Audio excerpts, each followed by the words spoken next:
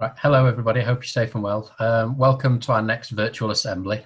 Just a few introductions before we get started. My name's Luke Shale. I am the Partnership Development Manager at Wakefield Trinity. My main responsibility is to run the Wakefield District School Sports Partnership that you can see behind me. We're the guys that are responsible for coming into your school and delivering your PE provision. So the SSP coaches that come in, Leeds United's Primary Stars Department, Slam Jam Basketball, and the Wakefield Trinity Rugby League who come in and deliver the Sky Try. So before we get onto the assembly, I'm delighted to say today I'm joined by Rebecca, one of my fellow staff members at Wakefield Trinity. So I'm going to hand over to Rebecca to introduce herself a little bit. Hi guys, hope you're all well. As Luke said, I'm also part of the Wakefield Trinity Community Foundation. I run a programme called NCS, which is for high schools. So hopefully in a few years, you'll be seeing me in your assemblies. Right, guys, so we're now going to get started with the assembly itself. So like we said earlier, welcome to our virtual assembly. Today's virtual assembly, we're focusing on fair play and sportsmanship. We're going to try and link it to you in your school and when you're playing for your different sports teams outside schools, as well as linking it to some professional sports. Throughout the video presentation, you will have the opportunity to pause the video at any point as a class, or if you're watching this at home with your parents, you can pause at any point to have a class or a group discussion around the different activities and tasks we set you. Once you're ready to unpause the video, please just unpause as you're going along. So the first part of the assembly we're going to look at is fair play. We're going to talk about what fair play might mean, and then later on Rebecca's going to cover sportsmanship with you. So we have our definition on the screen as to what we think fair play might mean. So we think fair play is when players or athletes abide by the rules, so when they stick to the rules of the competition or the different game they're playing. Is a commitment to playing a good spirit and encourages a good attitude towards the sport you're playing, whilst also respecting, being generous and creating friendships with the people you're playing with. Okay, so we're now going to move on to looking at some good and some bad examples of fair play. But first of all, before we show you our examples, we would like you to pause the video for about 30 seconds and discuss with whoever you're with, so it's class, partner, parents, about any examples that you think you've had with either good or bad fair play. Okay, hopefully you've had enough time to discuss that. So we're now going to show you the good and bad fair play, and then I'm going to go through the good ones with you. Okay, so as you can see, there are two different examples of good. So kicking the ball out when someone gets hurt and respecting the kicker in rugby league. Now, relating this to you, thinking about your lunch times, I'm sure you've mentioned them in your discussions, but if someone got hurt when you were playing football or netball or just catch and throw in, it'd be really nice if you stopped playing and got a teacher over. So that's a really good example of you showing fair play in the playground. So over to Luke for the bad ones. Yes, so guys, I'm going to take you through some what we think are bad examples of fair play. The first one we came up with was diving or faking an injury to get an unfair advantage when you're playing your sport. So it could be on a lunchtime like Rebecca mentioned, or it could be outside school on a weekend or on an evening when you're playing for your local football team or netball team or rugby team, whatever sport you might play, and faking an injury so your team gets an unfair advantage or gains a penalty kick, for example, or a free kick, that sort of thing.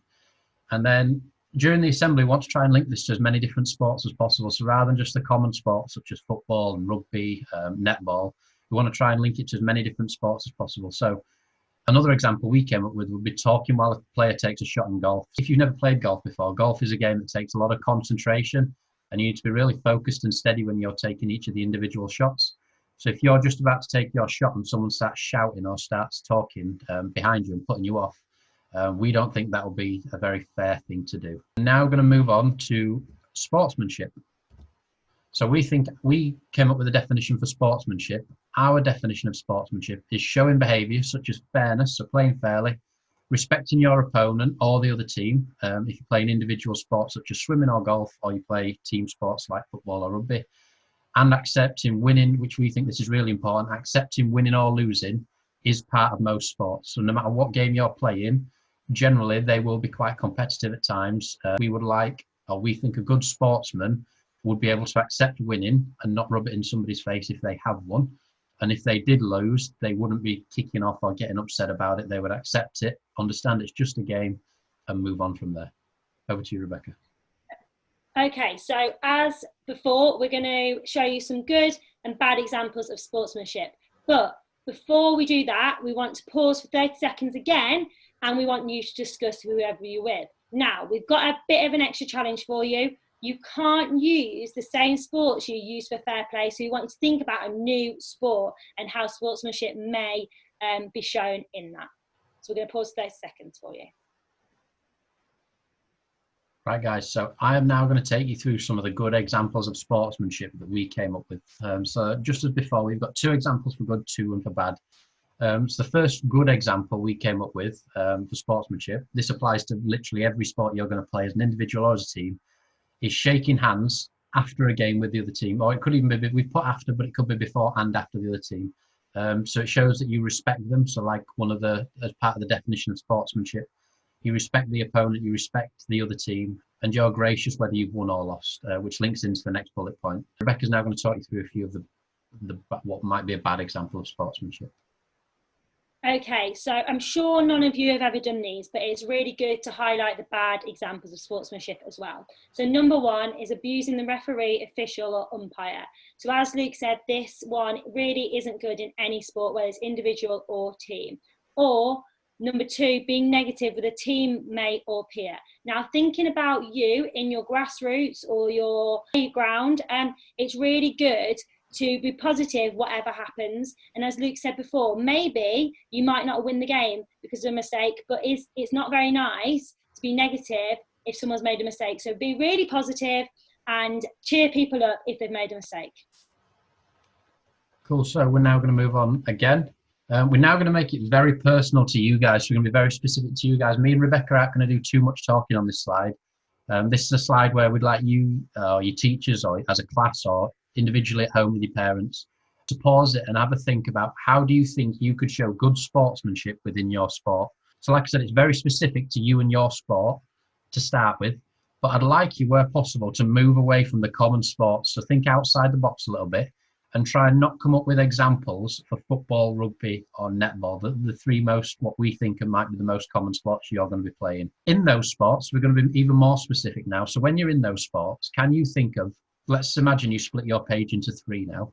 So can you think of what you might be able to do before a game to show good sportsmanship, what you might be able to do during a game to show good sportsmanship, and then what happens after the game? How can you be a good person after the game? So like we said, please, me and Rebecca aren't going to discuss this with you. This is just a little task we want to set you on the side. Teachers, please feel free to pause the video for as long as you require. Unpause the video when you're ready and we'll move on. Once you are ready, we will move on to the next slide. Okay, so this slide, we are considering why fair play is important in any sport and how it can be shown in the game. So if you want to discuss that at class and pause the video, that's absolutely fine. So for me, fair play shows that you're a good person, and it shows that you're respecting the other team, whether you win or lose, individually or in a team situation. I think fair play is really important, shows that you are considerate and know the rules of the game.